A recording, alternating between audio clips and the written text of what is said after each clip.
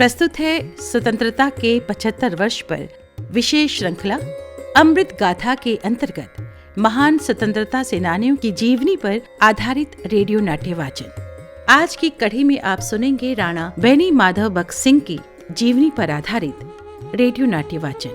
स्वर S.Y. खान, आलेख अमित राजपूत, प्रस्तुति काजल सूरी।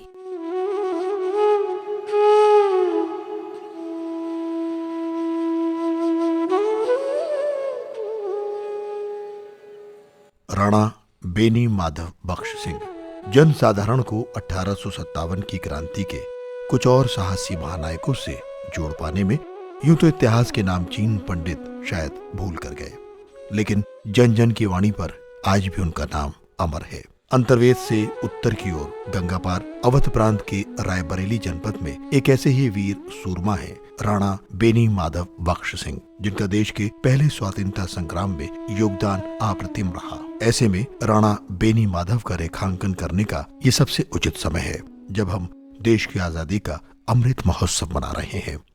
तो चलिए अवध प्रांत के इस महान योद्धा राणा बेनी से मिलवाने हम आपको लेकर इनके जनपद रायबरेली चलते हैं।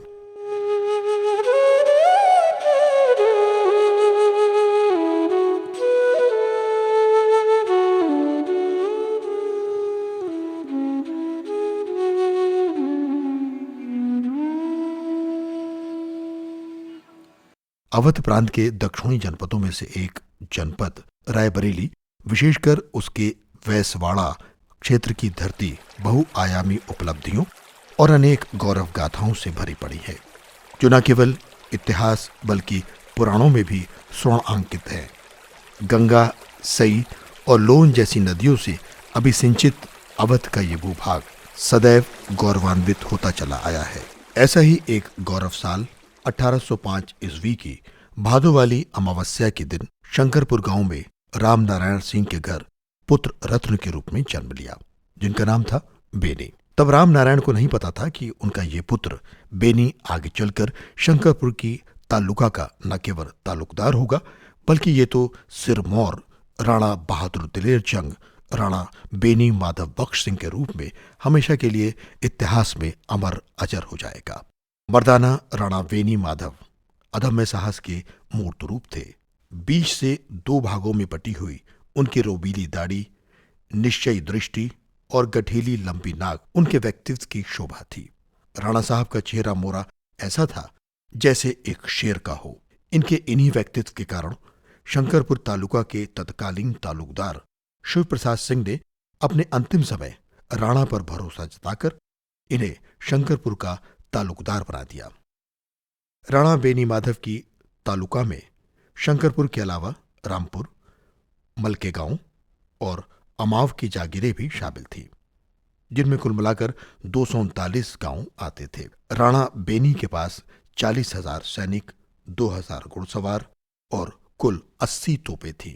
इनके मुख्य किले के चारों ओर घना और कटीला जंगल था, जिसके भीतर किसी भी शत्रु का आना बेहद कठिन था। किले के चारों ओर गहरी खाई थी और उसका फाटक विशाल और मजबूत था।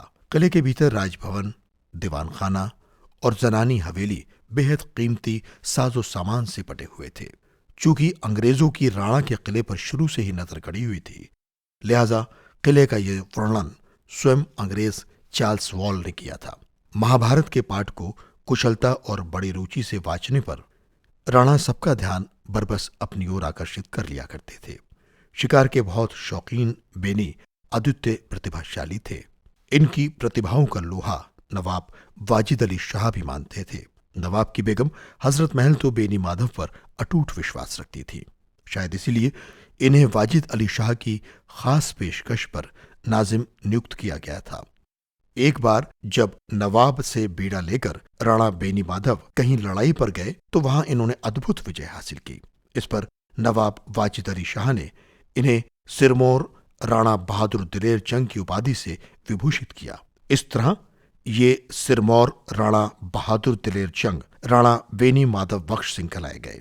राणा के विषय में प्रसिद्ध है कि उन्हें छापामार और गोरिल्ला युद्ध में महारत हासिल थी, जिसके लिए प्रशिक्षण, अभ्यास और मार्गदर्शन में उन्हें अपने परम मित्र और राणा के 10 वर्ष बड़े भाई स्वरूप खागा के तालुकदार दरियाब सिंह लोधी का सदा सहयोग मिलता रहा था। दरियाब सिंह राणा को अपना परम मित्र मानते थे।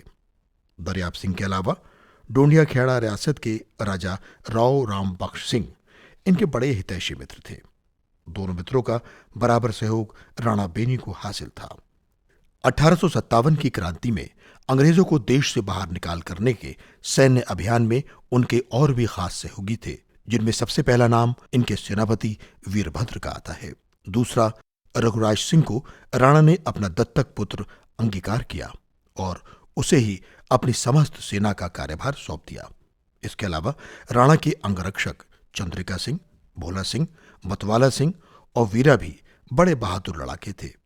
राणा का घोड़ा सब्ज भी बड़ा होशियार और बहादुर था, जो भीरा गोविंदपुर की लड़ाई में शहीद हो गया। सब्जा की शहादत पर राणा को गहरा शोक हुआ। राणा बेनी माधव बख्श सिंह ने 4 प्रमुख ऐतिहासिक लड़ाइयां लड़ी। इनमें 12 मई 1858 को लड़ा गया सेमरी का युद्ध गौरवपूर्ण है, जिसमें हॉप ग्रांट राणा से पराजित होकर लखनऊ भाग गया था। 15 नवंबर 1858 को लड़ा गया भीरा गोविंदपुर का युद्ध है। इसमें अंग्रेजों के साथ राणा का विकट संग्राम हुआ। अंग्रेजों की 2 या उससे भी अधिक टुकड़ियां एक साथ शामिल होकर लड़ने लगी तो राणा की सेना अंग्रेजों की तुलना में कम पड़ गई। ऐसे में राणा की फौज ने बेचैन होकर विकराल युद्ध किया। इसी समर में राणा का घोड़ा सब्जा शहीद हुआ था, लेकिन सब्जा की शहादत व्यर्थ नहीं गई। राणा की फौज को विजय मिली। 24 नवंबर 1858 को राणा ने डोंडिया खेड़ा का युद्ध और जनवरी 1859 में फैजाबाद में घघरा नदी के किनारे बड़ी भारी लड़ाई लड़ी। इस विशाल युद्ध में कर्नल हंट मारा गया। इस तरह से राणा बेनी माधव ने अंग्रेजों को खूब छकाया और मारा। इससे अंग्रेजों ने राणा बेनी पर खिसियाकर पूरी जोर लगाकर उनके किले को पूरी तरह से नष्ट कर दिया। ऐसे में राणा को गुप्त रहकर छापामार युद्ध करना पड़ा। ऐसा करते वो बाराबंकी होते हुए नेपाल की ओर प्रस्थान कर गए। कुछ दिनों तक वो भेष बदल कर रहे। हालांकि कुछ की धारणा है कि राणा साधु के भेष में अवध का ही भ्रमण करते रहे। एक अन्य मत के अनुसार वो फतेहपुर जिले के मुहार नामक गांव में आकर साधु भेष में रहने लगे थे। बहरहाल कुछ भी हो, लेकिन राणा बेनी माधव को अंग्रेज अपने नापाक हाथों से कभी ना छू सके। तभी तो आज भी पूरे अवध प्रांत में इस लोकगीत की अनुगूंज हमेशा बहती रहती है। अवध मराणा भयो मर्दाना। जय हिंद।